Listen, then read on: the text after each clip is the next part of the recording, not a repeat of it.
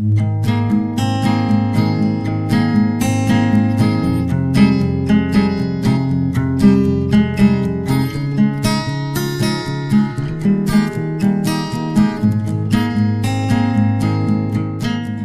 selamat pagi sahabat Bulungan.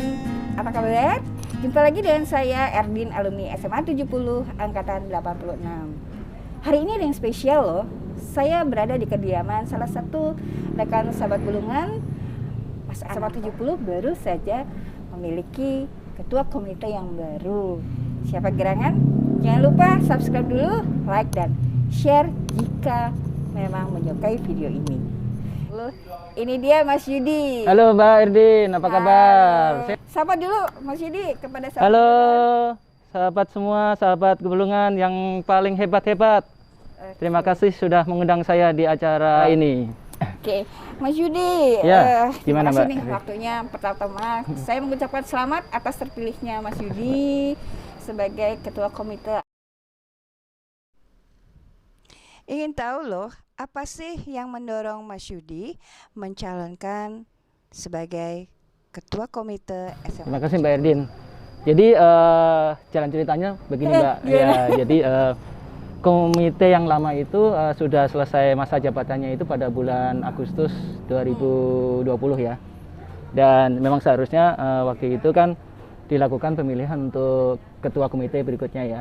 Tapi karena pandemi dan kesibukan dari sekolah, kesibukan dari para orang tua murid juga gitu kan, itu agak tertunda sampai bulan Februari, dan pada awal bulan Maret itu terbentuklah panitia terdiri dari gabungan antara orang tua murid dan perwakilan sekolah. Kalau di 70 sekarang kan ada 30 kelas ya. Kelas 10-nya ada 10, kelas 11-nya ada 10, dan kelas 12-nya ada 10 juga. Mereka menentukan bahwa yang bisa memilih untuk ketua komite yang baru itu perwakilan dari setiap kelas 5 orang. Itu nanti mekanismenya adalah ditetapkan siapa calonnya. Ketika calonnya sudah ada, perwakilan 5 orang dari tiap kelas itu yang melakukan pemilihan. Pemilihan ya. Ya. Dan siapa kandidat yang bisa atau cocok ya? Itu tiap kelas mencalonkan. Oh, jadi setiap kelas mencalonkan siapa nih yang bisa? Iya, yang kira-kira pantas untuk menjadi ketua komite yang baru ya. Tunggu, Mas Yudi sendiri anandanya ada yang bersekolah di SMA 70? Ada. Okay. Ya, kebetulan anak saya itu Anindya Ayu Putri Paramita itu siswa yang sedang bersekolah di SMA 70 kelas 11 IPS 1. Oke, kelas 11 ya. Iya, betul. Terus gimana tuh perasaan Ananda pada saat wah ayahnya jadi ketua komite? Kadang-kadang kan ada ya. Iya, betul. Ananda kita tuh rasanya bangga gitu ya bila mana orang tua ikut terlibat dalam kegiatan sekolah. Kalau bangga ya saya yakin anak saya bangga ya. Dan ketika dikasih ucapan selamat, saya sampaikan begitu. Begitu Mbak. Oke. Selanjutnya nih Mas Yudi, program dari komite sekolah itu sendiri apa nih yang menjadi unggulan? Intinya boleh apa kira-kira yang menjadi program utama ini loh yang boleh. sekiranya bisa dilakukan? Siap. Tugas seorang ketua komite ya. Ya, itu kan menjembatani kan antara orang tua murid ya, sekolah, siswa, guru dan karyawan, dan pihak luar tentunya dengan alumni juga ya. Bisa menjadi penyambung lidah ya. Beberapa program unggulan ya, kurang lebih 5 sih yang ingin saya capai ya. Karena ini kan institusi sekolah ya, isinya kan siswa ya. Harapannya apa sih setelah siswa itu bersekolah dan setelah lulus? Yang pertama pasti adalah mendapatkan perguruan tinggi yang diinginkan kan. Dan yang paling top sekarang ini adalah perguruan tinggi negeri, perguruan tinggi kejuruan, dan talent scouting. Talent scouting itu adalah perguruan tinggi yang double degree dengan pihak luar. Betul. Nah, bagaimana caranya? Itu harus dipikirkan dari kelas 10, kelas 11, dan kelas 12. Mulai tetap dari awal. Dari awal. Kalau yang kelas 12 itu kan artinya penerimanya itu kan bisa dengan undangan ya, dan bisa dengan tes ya. Nah, artinya bagaimana cara mendapatkan nilai raport yang baik itu kan dimulai memang dari kelas 10, 11, dan 12. Nah, ketika sudah mencapai jalur undangan, itu diharapkan dari sekolah membantu. Oh. Cara membantunya adalah memetakan. Dengan cara apa nih? Memetakan. Memetakan, ya jangan sampai teman-temannya itu sendiri bersaing dengan teman-temannya itu sendiri rebutan di jurusan yang sama.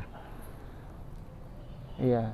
Jadi istilahnya di ranking dulu ya, di ranking dulu dari 1 sampai 40% ya kalau nggak salah ya. Yang dapat kesempatan untuk jalur undangan itu sekitar 40%. Kita bantu sekolah untuk memetakan dari ranking awal sampai yang berhak untuk menjalankan undangan. Dan di situ istilahnya ya, yang paling pinter boleh dong milih. Aku milih yang mana dulu. Jadi prioritas. Betul, iya. Yang nomor 2, nomor 3, nomor 4 mungkin masih boleh ya. Tapi kan nomor 5, aduh kamu jangan di sini. Potensinya itu untuk dapatnya agak susah ya, mendingan diberi cari... pemahaman juga. Betul, ya, iya, diberi pemahaman bahwa dalam jurusan itu ada klaster yang sama. Contoh ada arsitektur, ada planologi, itu kan satu klaster yang sama ya, tapi istilahnya jangan rebutan sendiri sama teman-temannya. Dan tugas komite juga memperluas wadahnya. Perguruan tinggi negeri itu kan juga inovatif kan, ada jurusan baru. Iya. Ya kan. Kadang-kadang kita nggak tahu. Betul. Kadang-kadang nggak tahu. Nah, tugas komite dan orang tua itu juga mencari informasi. Kalau di kelas 11 itu kan lagi lucu-lucunya beraktivitas, ya ekstrakurikuler. Tapi jangan lupa nilainya juga harus stabil. Caranya gimana tuh? Caranya dari sekolah nanti akan memfasilitasi dengan pemantapan. Berarti dengan, ada ekstra kegiatan belajar mengajar. Belajar mengajar, iya. Tetap sistemnya daring atau apa nih? Pertanyaan bagus ya. Jadi memang semua pindah ke online ya, daring ya. Ada wacana juga nantinya bulan Juli akan offline lagi ya. Nah, intinya pada waktu pemantapan itu disesuaikan dengan siswanya masing-masing. Karena kan udah ada siswa yang udah kebanyakan les. Betul. Ada yang nggak mau les. Ada memang. Betul. Yang nggak mau les kalau dikasih apapun ya tetap aja nggak masuk kan. Ya, jadi kita profiling nanti di kelas 11 itu dari kira-kira apa yang dibutuhkan mereka, sama itu tadi yang benar disebutkan Mbak, tes minat dan bakat. Mau jadi apa sih? Ya kan, jangan sampai nanti pada waktu mau milih perguruan tinggi baru mikir semalamnya. Saya mau jadi dokter kali ya. Iya, itu perlu sih ya. Betul. Didiskusikan apa sih sebetulnya keinginan dan disesuaikan dengan bakat dan minatnya sendiri. Betul. Iya, pemahaman nanti tentang satu jurusan dengan klaster yang sama itu juga penting juga kan. Misalnya di teknik kimia gitu kan ada teknik-teknik yang lainnya yang jenis ya, jangan cuma misalnya teknik kimia aja gitu ya. Itu sudah di plan sih, jadi komite nanti akan support sekolah ya untuk supaya itu lebih bagus lagi. Nah, yang terakhir Mbak, kelas 10. Jadi problemnya antara infrastruktur ya, mereka nggak punya infrastruktur ya, dan karena juga dari peraturan dari desa kan diperbanyak lagi di lingkungan RT RW yang bisa masuk sekolah dan KJP. KJP-nya. Ya, betul, diperluas untuk supaya yang mereka ingin sekolah ya, tapi kemampuannya tidak cukup, itu diberikan masuk ke SMA-SMA negeri. Jadi problem di kelas 10 itu adalah motivasi dan infrastruktur. Tantangan, betul. Jadi nanti dari komite kita coba untuk profiling. Ya, yang kita lakukan profiling dulu ya.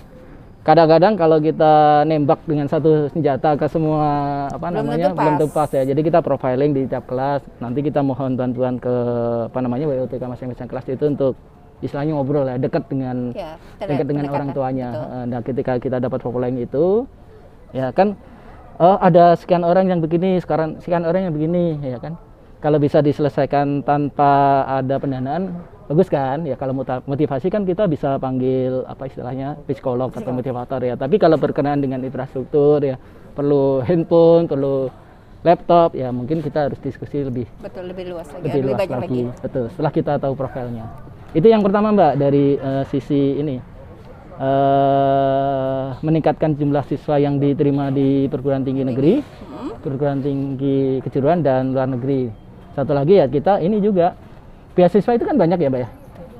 Iya, tadi mau saya tanya ini bagaimana beasiswa gitu ya, kadang-kadang juga perlu ya. Iya, beasiswa itu banyak, tapi kadang-kadang orang tuanya sibuk, guru BK-nya sibuk ya. Nah, kita sebagai komite dibantu oleh orang tua yang hebat-hebat ya, kita mulai mengumpulkan. Jadi monitoring terus ya? Mudah-mudahan. Mudah-mudahan bisa dilakukan. Itu tadi beberapa program sudah disampaikan. Mm-mm. Bagaimana nih Mas Yudi bisa mengadakan program ini sukses? Tolak ukurnya apa? Tolak ukurnya adalah program ini berjalan, ya, bisa memberikan manfaat ke siswa, terutama siswanya dulu ya. Pastilah ya. Ya, Karena dan orientasi memang siswa. betul, iya, yang sekolah kan siswanya ya, bukan orang tuanya kan. Betul. Iya. Jadi istilahnya semua yang di rencanakan itu benar-benar terlaksana. Kalau cuman rencana itu kan wacana, Mbak. Iya, belum ada eksekusinya. Betul. Ya itu niat saya ya. Kita bikin perencanaan ya harus terjadi. Gitu. Tadi kan yang serius-serius sih, Betul. saya tanya. Sekarang yang simpel aja deh mau tanya, hobinya Mas Yudi apa? Aduh, hobi saya tuh banyak.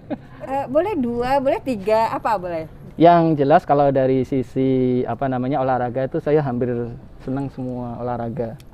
Iya, dan pernah dapat trofi atau piala. Olahraga bidang apa itu? Golf, Oke, biliar, tenis lapangan. luar biasa. Iya. Maraton ya. Maraton itu kan dulu waktu offline itu kan suka diadain kan di Bali, di Jogja. Iya, sering di Bali juga. Saya ambilnya yang 21 kilo aja. Saya 21 kilo, kebayangnya kayak apa gitu ya. Kalau 42 enggak lah. Nah, saat ini kan orang rame-rame sepedahan. Suka goes nggak? Saya suka goes, tapi sekarang tahun 2021 kan. Saya goes itu tahun 2006. 2006. Dan Oke. tangan saya pernah patah Masya Allah. di puncak downhill. Jadi biarlah yang lainnya sepeda, saya beralih ke olahraga yang lain aja. Jadi kapan-kapan kita olahraga bareng aja ya. Siap. Bukan alumni. Siap. Oke, terima kasih Mas Yudi Ya. waktunya. Baik teman-teman sahabat Bulungan, itu tadi bincang-bincang kami bersama Mas Yudi, Ketua Komite SMA 70 yang terpilih baru-baru ini. Terima kasih waktunya, sampai ketemu lagi lain waktu. Siap. Cheers. Ayo mantap. Kebetulan ada mie ayam bocah namanya. Ini Persembahan dari 7085. Om Anto duduk sini dulu dong. Oke. Jadi ini mie bocah namanya. Iya, mie bocah. Pesan lagi bisa di depan di kontainer saya. Waduh, siap Mas. Mas Ya. Ananto, ini mie bocah ini ada di mana? Hanya aja di sini tuh di mana? Iya, mie bocah itu kebetulan jadi tempat saya aja di komplek AL Pangkalan Jati gitu. Di jalan? Di Jalan Mersawan nomor 11. Oke, jadi Ya, nanti cobain deh ya jadi kan. yang Ya. suka mie ayam jangan lupa pesan mie ayamnya mie bocah punyanya Mas Ananto. Mari makan. Oke, saya tinggal dulu ya. Makasih. Ya.